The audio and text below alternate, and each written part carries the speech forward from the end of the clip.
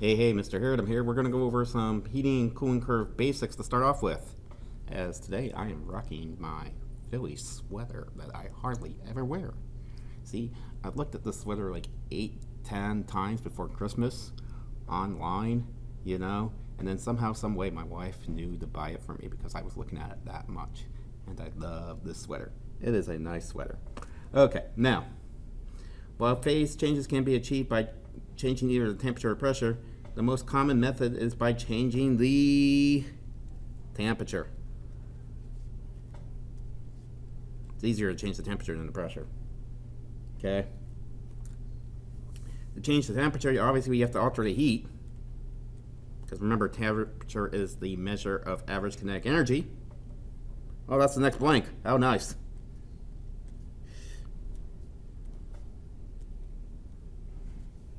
Kinetic energy. KE is kinetic energy there. Okay? But if we add heat, goes to something besides kinetic energy, the temperature increase does not result. This scenario occurs during phase changes. Remember, there are 6 phase changes. Let's go to the next page and see what they are.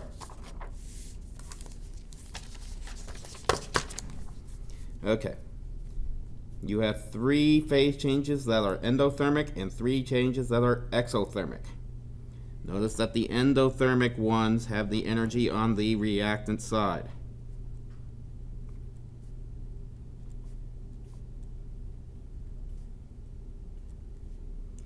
The exothermic ones have energy on the product side.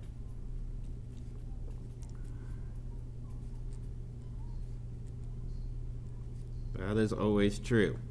Okay? And there are ones that are opposite.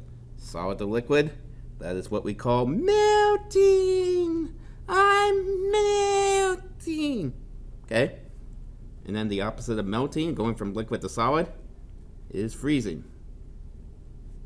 It took me to college to realize that these happen at the same temperatures, That melting and freezing are basically the same thing, except one's going from solid to liquid, so one's endothermic, and freezing is liquid to solid, which is exothermic. The only difference between them is whether or not they're endothermic or exothermic. Okay. Great fun there, Mr. Harridan. Next one is vaporization. That is that next blank there. The opposite of vaporization is condensation. Condensation is going from a gas to a liquid. Vaporization is going from a liquid to a gas. Going to solid, skipping the gas, that would be sublimation.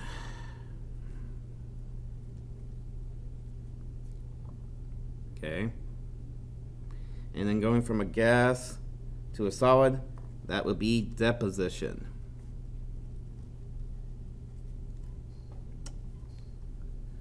Okay. So the next thing we need to do here is label the phase diagram, which I do not have labeled right now in my notes. Oh well, gotta make it up as you go, I guess, Mr. Harridan, This is gonna be temperature, degree C. I'm gonna use time over here for this one here, okay? This is the solid, this is the liquid, this is the gas. Because you can see the solid atoms are really close together. Liquid, they're a little close, they're not as close together, moving around a little bit. Gases, free to move around, go zoom, zoom, zoom, right? Okay. Solid to liquid, that would be melting. Liquid to solid, that would be freezing. Liquid to gas would be vaporization.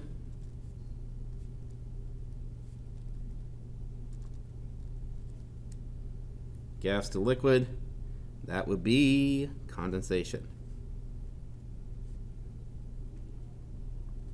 Then you can also go to solid to gas, skipping the liquid phase, that is sublimation.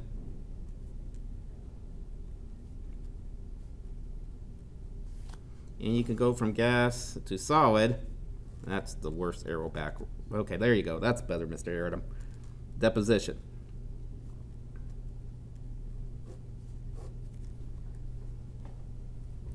Okay? So if the arrow is pointing this way, it is endothermic. Because you have to add energy to melt butter. Usually you put it on a stove, you add some heat, and it melts. If it is going this way, the arrow, it is exothermic, which means it is releasing heat. Okay? Okay. 10.2. Mr. Harridom's difficult question here. Muy importante. During a phase change, what is happening to the temperature of the substance? Okay, first of all, you realize that the phase changes are right here, right? These are the phase changes, right? What is happening to the temperature? It stays the same.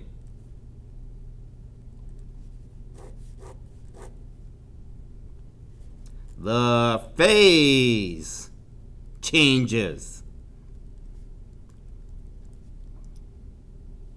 Because the intermolecular forces either strengthen. Can I even spell the word strengthen right now? Probably not. Strengthen. There's an R in there somewhere, I think. Or weaken.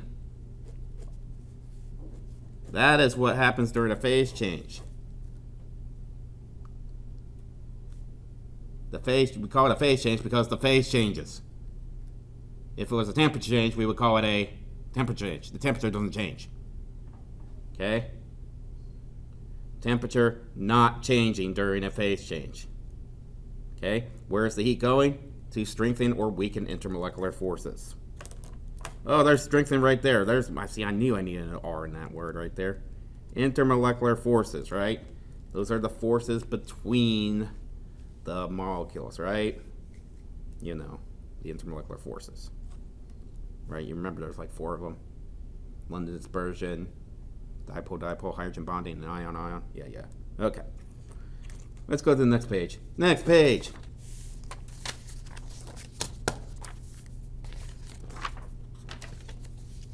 Answer the following questions about the heating cooling curve. Okay.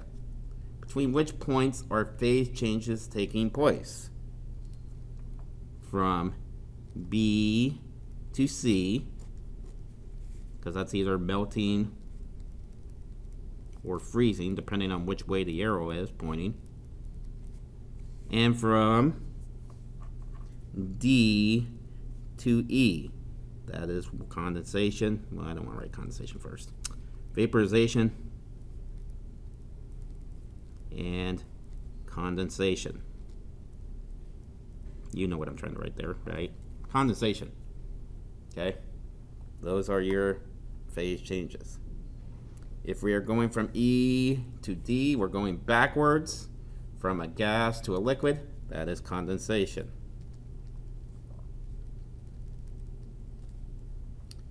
What phases exist between A and B?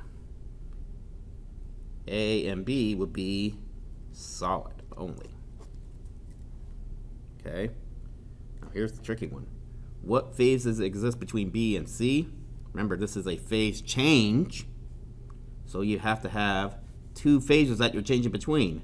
So this is going to be solid and liquid. They are both present at that time. Okay. You guys are champions. The legend is out, rocking his Philly sweater. Whoops.